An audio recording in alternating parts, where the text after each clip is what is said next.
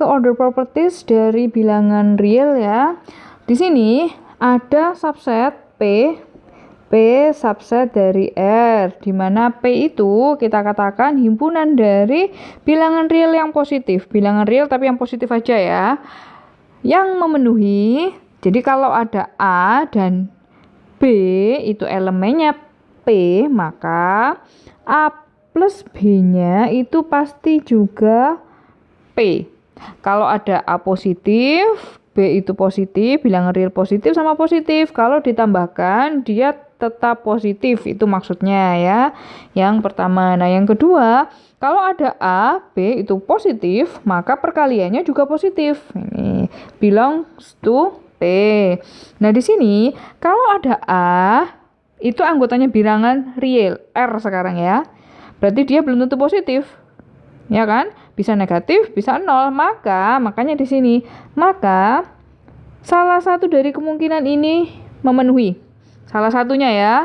Jadi kalau ada bilangan real, A itu bilangan real, kemungkinannya dia positif, kemungkinannya dia nol, atau negatifnya itu yang elemennya positif. Maksudnya gini, kalau dia itu bilangan negatif, kalau A-nya itu ternyata min 100, berarti min A-nya kan berarti 100. Nah, ini elemennya positif ini ya. Ini adalah order properties of bilangan real. Nah, dari situ kita punya definisi lagi. Yang pertama di sini, bahwa kalau ada A sekarang ya, ada A dikurangi B, itu elemennya positif. Elemen yang P, A dikurangi B, itu hasilnya positif. Berarti apa kesimpulannya? Kesimpulannya adalah yang A ini pasti lebih besar dari B, ya kan? Atau bisa kita katakan B itu kurang dari A. Ini kan dibolak-balik aja ya, sama aja. Intinya yang ini, yang A ini yang di depan pasti lebih besar. Gitu. Ya.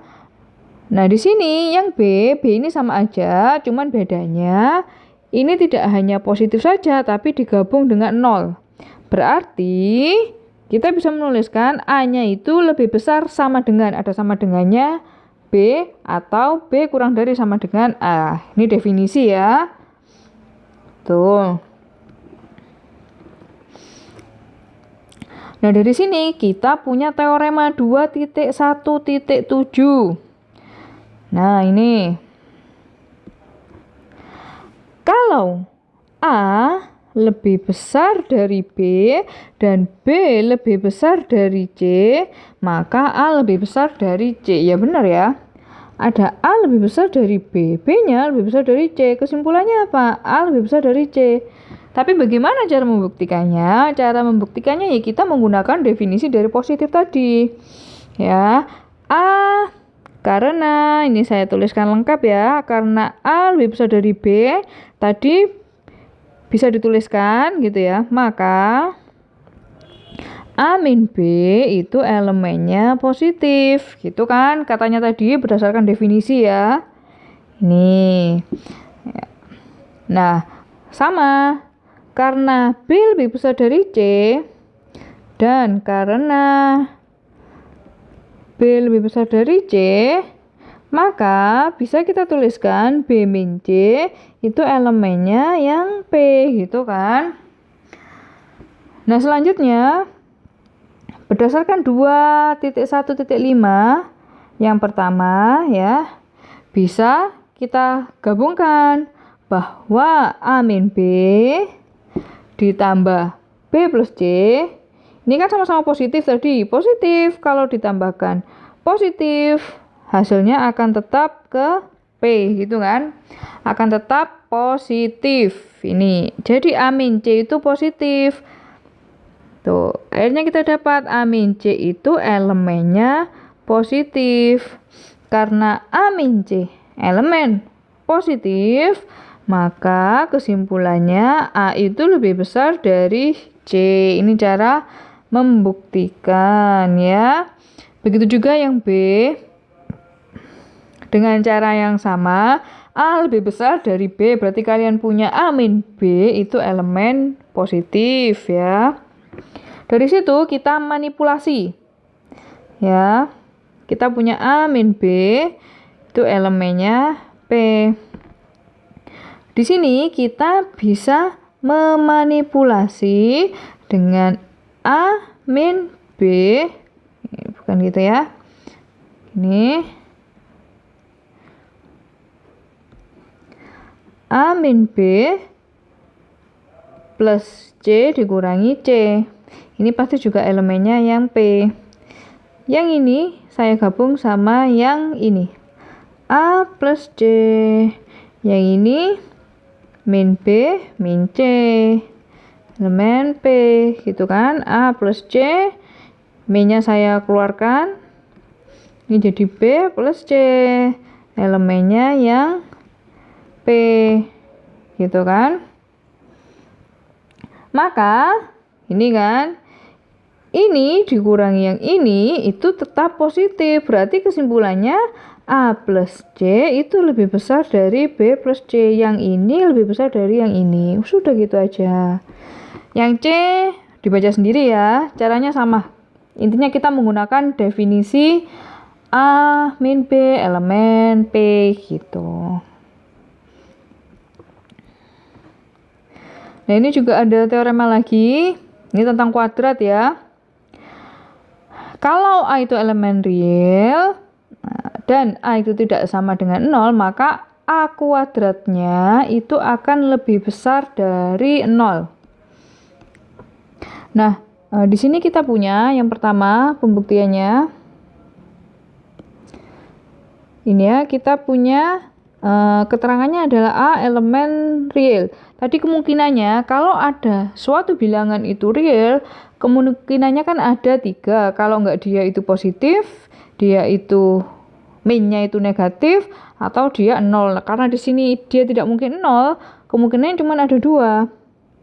Ya, A itu elemen positif atau min A-nya yang elemen positif. Itu tadi kan ya. Nah, kalau A-nya positif, berdasarkan sifat yang kedua, sesuatu positif kalau dia dikalikan positif, ya. Positif kalau dikalikan positif dia hasilnya akan positif. Sifat yang kedua ya. Bisa dilihat lagi tadi di atas. Nah, A dikalikan A itu hasilnya kuadrat.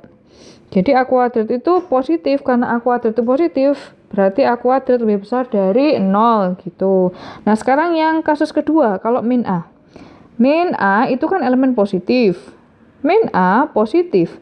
Dikalikan min A juga positif. Min A dikalikan min A itu adalah A kuadrat. A kuadratnya tetap elemen positif. Sehingga dapat kita simpulkan bahwa kalau A-nya itu bukan 0, maka A kuadratnya itu pasti lebih besar dari 0. Nah, sekarang yang B, 1 itu pasti lebih besar dari 0. Ternyata ini bisa dibuktikan ya. Caranya bagaimana? Menggunakan sifat yang A tadi. 1 itu kan bilangan real. Ya kamu masukkan aja langsung ke sini. 1 kuadrat itu 1 kuadrat, ini sama dengan 1, hasilnya sama lebih besar dari 0. Sudah terbukti. Yang C dibaca sendiri ya.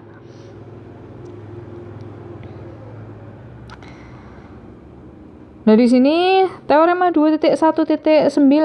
Kalau ada A elemen bilangan real sedemikian hingga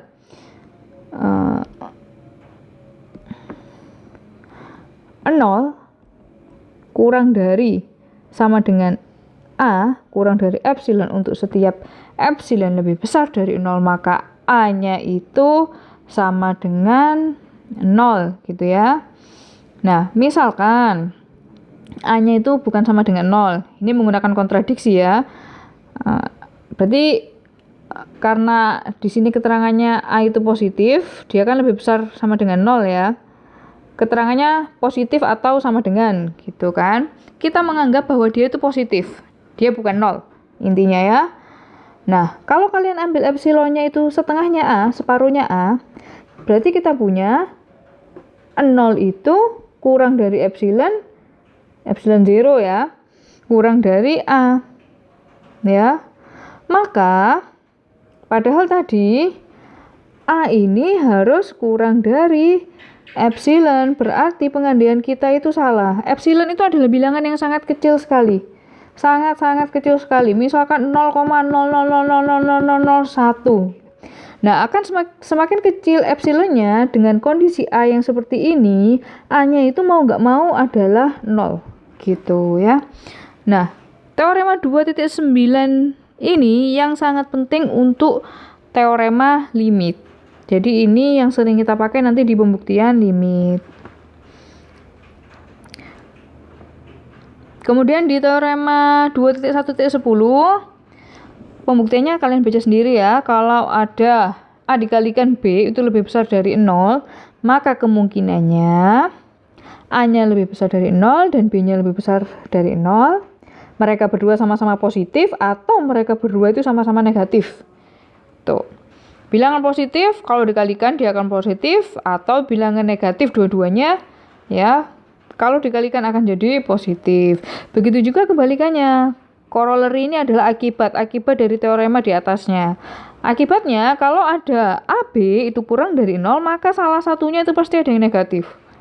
Kalau nggak A-nya ya B-nya. Gitu.